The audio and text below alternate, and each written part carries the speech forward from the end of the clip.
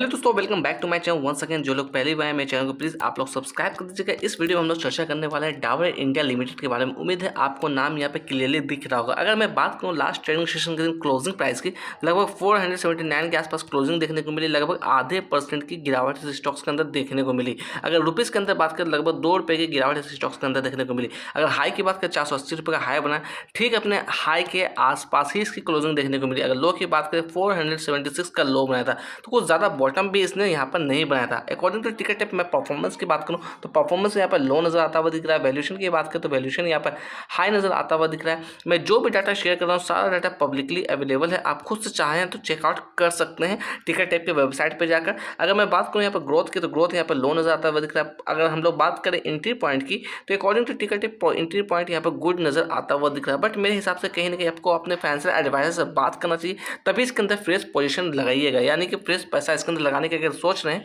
तो कहीं ना कहीं आपको अपने फाइनेंशियल एडवाइजर से जरूर बात कर लेना चाहिए। मैं किसी भी तरह का बाय और सेल का रिकमेंडेशन आपको यहाँ पर नहीं दे रहा हूँ। अगर मैं बात करूँ इसके अंदर एनालिस्ट रेटिंग्स एंड फोरकास्टिंग के बारे में, तो देखिएगा 38 एनालिस्ट ने इसे कवर किया, 53% की रिकमेंडेशन आती हुई दिख रही। अगर मैं चर्चा कर लूँ इसके अंदर शेयर होल्डिंग पैटर्न्स को लेकर, तो यहाँ पर देखिएगा क्या होल्डिंग निकलती हुई आ रही है। अगर म्यूचुअल फंड की बात करें, लगभग 6.20% की होल्डिंग है। अगर मैं बात करूँ रिटेलर्स की, लगभग 5.5% की होल्डिंग रिटेलर्स के पास है। अगर एफआईएस की बात करें, लगभग 13.5% की होल्डिंग है। अगर प्रमोटर की बात करें, लगभग 66.26% की होल्डिंग यहाँ पर प्रमोटर के पास निकलती हुई आ रही है। अगर हम लोग बात करें टॉप 5 म्यूचुअल फंड के इन्वेस्टमेंट के बारे में, जिसकी वेटेज सबसे ज्यादा है, तो यहाँ पे देखिए एसबीआई फंड मैनेजमेंट है इस लिस्ट में सबसे ऊपर। 2.05% का वेटेज इसने रखी है। एचडीएफसी लार्ज कैप की बात करें, इसकी वेटेज 0.97% निकलती हुई आ रही है। आईसीआईसी प्रू की बात करें, इसकी वेटेज 1.20% निकलती हुई आ रही है।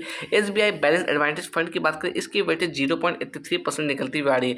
कुछ इंपॉर्टेंट चीजों को लेकर चर्चा करें इस स्टॉक्स के अंदर, तो यहाँ पर देखिएगा जो इसके जो क्वार्टर्स के नतीजे 7 मई को डिक्लेयर होने वाले हैं। अगर आपके पोर्टफोलियो में ये स्टॉक्स हैं तो आप इस पर नज़र जमा कर रख सकते हैं। 7 मई को इसके क्वार्टर्स के नतीजे डिक्लेयर होने वाले हैं। अगर मैं बात करूँ कुछ और चीज़ों को लेकर, तो मैं चार्ट पे चलूँगा, चार्ट पे चल के लेवल्स को भी एनालाइज कराने की कोशिश करूँगा। क्या कुछ इसने पास्ट परफॉर्मेंस रिटर्न्स बना के दिया, वो भी मैं आपको दिखाने की कोशिश करूँगा यहाँ पर। अगर हम लोग बात करें इस स्टॉक्स के अंदर रिटर्न्स को लेकर, तो पिछले कुछ सालों में लगातार ये स्टॉक्स गिरता हुआ ही नजर आ रहा है। हम लोग पिछले 10 सालों में बात करें, सिर्फ और सिर्फ 75% का पॉजिटिव रिटर्न्स बना के दिया।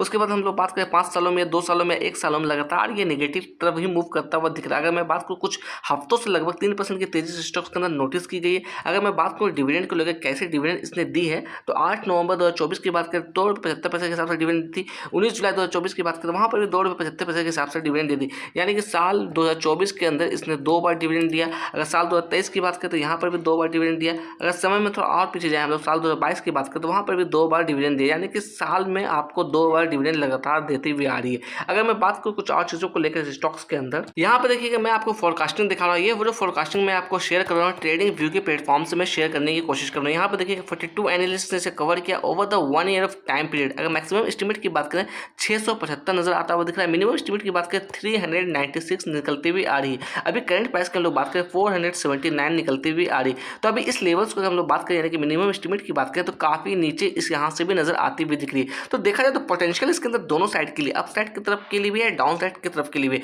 बस मैं अगेन यहाँ पर कहना चाहूँगा, कैपिटल आपका है, इसके अंदर लगने वाला रिस्क भी आप इसके अंदर उठाने वाले, इसलिए सोच समझ के काम करिएगा। अगर बीसी की वेबसाइट से मैं यहाँ पर दिखाने की कोशिश करूँ ऐसे रिटेलर्स के बारे में जिनकी इन्वेस्टमेंट वैल्यू 2 लाख से कम है, तो इनकी वेटेज देखिएगा लगभग 3.77% की वेटेज है। अगर ओवरऑल हम लोग बात करें नंबर ऑफ शेयर होल्डर्स की, तो आप यहाँ पर देखिएगा लगभग है यहाँ पर आपका 4,89,584 शेयर होल्डर ऐसे हैं जिनकी निवेश इसके अंदर 2 लाख से कम की, और उनकी वेटेज 3.77% निकलती हुई आ रही। ये जो मैं डाटा शेयर कर रहा हूँ आपको बीएससी की वेबसाइट से मैं शेयर करने की कोशिश कर रहा हूँ। देखिएगा हम लोग आ गए चार्ट पर 1 डे के टाइम फ्रेम। मैंने यहाँ पे चार्ट लगा रखा है। सबसे पहले मैं लेवल्स की बात करूँ, तो ये जो आप लेवल्स देख रहे हैं, इसने यहाँ पर ऑल टाइम अचीव किया था लगभग 670 के लेवल को। वहाँ से देखा जाए तो इसके अंदर सेलिंग एक्टिविटी देखी गई, यानी कि सेलिंग की प्रेशर हमें देखने को मिली, और यहाँ पर इसने बॉटम बनाया तकरीबन अगर मैं बात करूँ यहाँ पर, तो ये देखिए यहाँ पर लेवल्स निकलती हुई तकरीबन ₹434 का। ये जो आप देख रहे हैं 434 का लेवल्स नजर आता हुआ दिख रहा है। तो ऊपर से देखा जाए तो काफी गिरावट स्टॉक्स के अंदर देखने को मिली। अगर हम लोग बात करें एडजस्टेड की,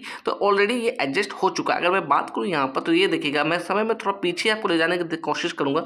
ये जो आप लेवल्स देख रहे हैं, ये इसके लिए कहीं न कहीं एक अच्छे सपोर्ट के तौर पे काम करता हुआ दिख सकता है। मैं बात कर रहा हूँ मार्च 2020 की, ये जो कैंडल देख रहे हैं मार्च 2020 के, यहाँ पर लेवल बनाया था इसने 387 रुपये का लेवल का, यानी कि ये जो बॉटम बनाया था। उसके बाद अच्छी खासी इसके अंदर मोमेंटम हमें देखने को मिली। अगर हम लोग बात करें अभी भी इस लेवल के आसपास, तो यही लेवल हमारे लिए एक अच्छा सपोर्ट के तौर पे दिखता हुआ दिख सकता है। अगर मैं बात करूँ यहाँ से अपसाइड का अगर मूव भी आता है, तो मे भी कहीं ना कहीं ये जो लेवल्स है यहाँ से सेलिंग एक्टिविटी देखी गई थी, जो लेवल्स आता हुआ दिख रहा है 480।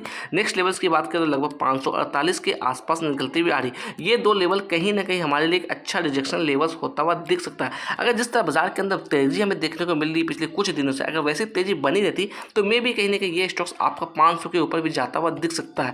तो आपको सोच समझ के काम करना है, क्योंकि आपने देखा मार्केट के अंदर मोमेंटम जिस तरह की बनी हुई है, तो होने को कुछ भी हो सकता है। अगर एक नेगेटिव न्यूज़ अगर आती है तो मे भी कहीं ना कहीं फिर मार्केट वापस से डाउनसाइड की तरफ जाता हुआ भी दिख सकता है। तो मार्केट कहीं ना कहीं अभी हम लोग कह सकते हैं थोड़ा सा वॉलेटाइल यहाँ पर चलता हुआ दिख रहा है। कुछ इंपॉर्टेंट टेक्निकल्स की हम लोग बात करें, ये भी टेक्निकल्स पब्लिकली अवेलेबल है, आप खुद से चाहे तो चेकआउट कर सकते हैं। यहाँ पर देखिएगा 14 ऐसे इंडिकेटर जहाँ से सेल का इंडिकेशन आता हुआ दिख रहा है, 3 ऐसे इंडिकेटर बाय का इंडिकेशन आता हुआ दिख रहा है। अगर मैं मूविंग एवरेजेस की बात करूँ तो देखिएगा 12 ऐसे मूविंग एवरेज के इंडिकेटर है जहाँ से सेल का इंडिकेशन आता हुआ दिख रहा है, 2 ऐसे मूविंग एवरेज के इंडिकेटर है जहाँ से बाय का इंडिकेशन आता हुआ दिख रहा है। अगर ऑसिलेटर की बात करें तो 2 ऐसे इंडिकेटर है जहाँ से सेल का इंडिकेशन आता हुआ दिख रहा है, 1 ऐसे इंडिकेटर है जहाँ से बाय का इंडिकेशन आता हुआ दिख रहा है। तो आपको इस लेवल्स को देखकर ऐसा नहीं सोचना है कि यहाँ पर हमें बाय की इंडिकेशन मिल रही तो आपको बाय कर देना, या फिर सेल की इंडिकेशन मिल रही तो आपको सेल कर देना। ऐसी गलती कुछ भी नहीं करना, क्योंकि ये एक टेक्निकल्स है, ऐसा जरूरी नहीं कि इसी चीज़ को ये फॉलो करेगा।